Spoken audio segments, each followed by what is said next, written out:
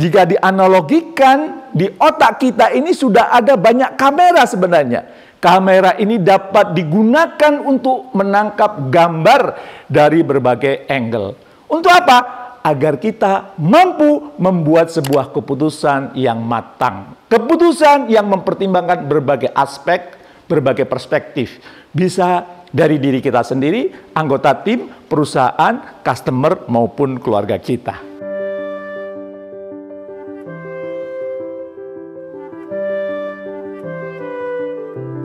Assalamualaikum warahmatullahi wabarakatuh.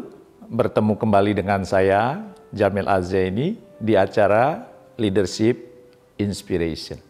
Semoga Anda makin sukses, makin mulia. Harta tahta kata cinta Anda semakin banyak, dan di saat yang bersamaan, harta tahta kata cinta menjadi sumber manfaat buat hidup Anda. Tahun 2022 banyak hal yang spesial. Salah satunya adalah pentas olahraga paling bergengsi sebagai ajang unjuk gigi setiap bangsa. Bahkan negara yang tidak ikut serta di dalamnya juga ikut merasakan euforia tersebut. Nah, apa itu dia? Ya, Piala Dunia yang terjadi di Qatar saat ini. Ya, saya sebagai salah satu yang antusias dengan persepak bolaan, ya, ikut tenggelam dalam euforia tersebut. Ya, untuk Piala Dunia kali ini saya menjagokan Argentina karena di dalamnya ada anak ajaib Messi yang belum pernah membawa negaranya juara dunia. Di klub ia jago, namun negaranya ia belum pernah terbukti membawa negaranya. Mungkin juga saya terpengaruh dengan masa kecil Messi yang diliputi kemiskinan seperti keluarga saya. Perjuangannya mengangkat ekonomi keluarganya seirama dengan perjuangan yang saya lakukan. Nah, menariknya saya lihat setiap Piala Dunia tidak hanya dipenuhi dengan gol-gol-gol. Sorak-sorai penonton, strategi jitu, tapi juga drama yang terjadi. Nah, di video kali ini saya akan berbagi tentang hikmah pembelajaran yang bisa kita petik dari drama-drama yang terjadi di Piala Dunia di Qatar. Mungkin bagi Anda yang mengikuti, mungkin Anda tahu ya kontroversi yang terjadi saat pertandingan Jepang lawan Spanyol. Bagi yang belum, saya ceritakan sedikit ya. Saat itu gol kedua Jepang ramai dibahas sebab Ao Tanaka mencetaknya usai memanfaatkan umpan Kaoru Mitoma, di mana bolanya terlihat sudah keluar lapangan. Gol tercipta berawal dari umpan silang mendatar, Ritsu Doan dari sisi kanan ke tiang jauh Spanyol di sisi kiri. Mitoma mengejarnya dan bola dicungkil di pinggir lapangan. Nah, pada saat momen ini ditayangkan lambat, terlihat bola sudah keluar lapangan sebelum disambar Tanaka dan menjadi gol di mulut gawang Spanyol. Wasit Victor Gomez kemudian mengecek di layar dan cukup lama meninjaunya. Dia sangat hati-hati sampai akhirnya video tersebut mengatakan bahwa golnya sah, bolanya belum keluar lapangan sepenuhnya, dan berkat gol kedua ini Jepang berhasil menjuarai grup E. Tidak hanya mengalahkan Spanyol, tapi mereka juga berhasil menyisihkan Jerman. Walaupun pada saat itu menang lawan Costa Rica. Namun Jerman kalah selisih gol dengan Spanyol. Di media sosial ramai membahas tentang keabsahan gol ini yang secara kasat mata terlihat sudah keluar lapangan. Banyak foto-foto beredar dari berbagai angle melalui video tadi Ada juga yang terlihat keluar, ada juga yang membenarkan keputusan wasit Victor. Namun FIFA dalam akun resminya di Twitter tetap dengan keputusannya karena menurut angle tegak lurus, bola yang berbentuk bulat itu hanya sebagian yang keluar. Sedangkan menurut Federasi Sepak Bola Internasional ini, bola dikatakan keluar jika seluruhnya berada di garis lapangan, di luar garis lapangan. Oke. Dari pertandingan ini, saya kembali disadarkan betapa sudut pandang atau perspektif atau angle itu memiliki kontribusi besar dalam sebuah kematangan keputusan. Semakin banyak angle yang dimiliki, maka data yang tersedia juga lebih kaya. Data yang kaya ini tentu akan membantu wasit, membantu mengambil keputusan seobjektif mungkin, ya, seobjektif dengan realita yang ada.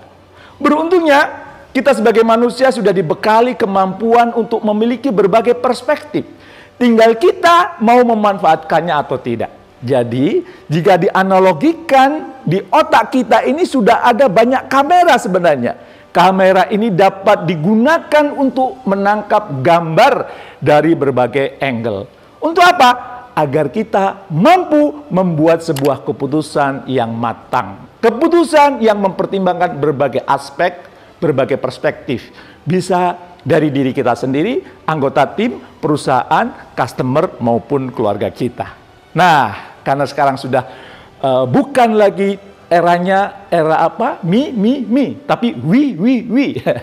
Kita dituntut untuk menyelesaikan masalah yang punya values tertinggi untuk para stakeholder, baik itu stakeholder eksternal maupun internal. Memuaskan semua pihak yang terlibat.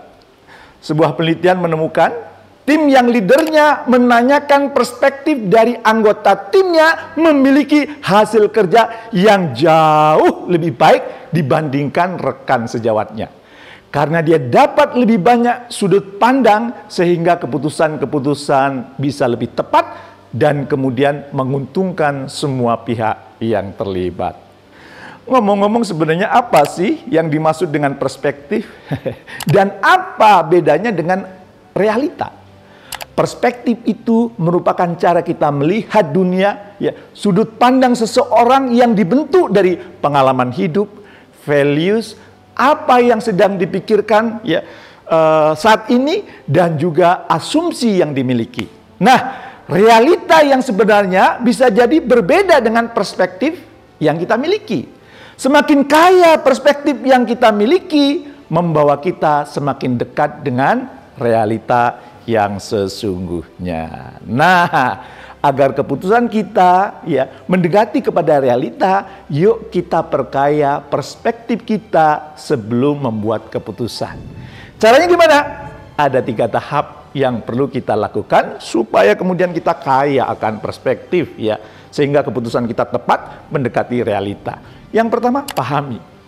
Anda dapat memperkaya perspektif dengan memahami pihak-pihak yang terkait dari berbagai sudut pandang. Anda dapat memulainya dengan menutup mata, ya, tutup mata sejenak, dan kemudian membayangkan diri Anda menggunakan sepatu pihak lain. Ya. Contoh, Anda dapat bayangkan diri Anda sebagai seorang customer, ya, dan kemudian Anda mengikuti prosedur pembelian yang dilakukan oleh tim Anda, ya, dan kemudian apa yang Anda rasakan. Apa pengalaman berharga yang Anda dapatkan? Apa pengalaman buruk yang terjadi dalam proses pembelian? Apakah sebagai customer Anda akan merekomendasikan kepada pihak lain kalau prosesnya seperti ini? Dan dari pengalaman ini, Anda akhirnya bisa menemukan perspektif customer. Anda juga bisa mencoba ya, menggunakan sudut pandang atau perspektif sebagai anggota tim atau sebagai leader. Ya.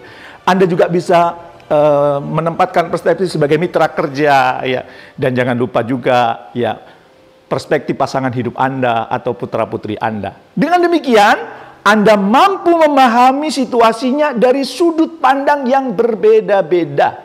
Oh iya, Anda juga bisa menanyakan perspektif dari orang lain pada tahapan ini.